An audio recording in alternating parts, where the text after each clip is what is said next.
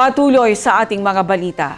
Sumalang na sa first reading ng Bangsamoro Parliament ang BTA Bill No. 397 o ang panukalang Bangsamoro Children's Hospital. Ang news now mula kay Naphtali Velarde. Ayon sa inihaing panukalang batas ni MP Naguib Sinarimbo, itatayo sa Cotabato City ang Bangsamoro Children's Hospital. Ito ay isang 200-bed facility sa ilalim ng supervision ng Ministry of Health.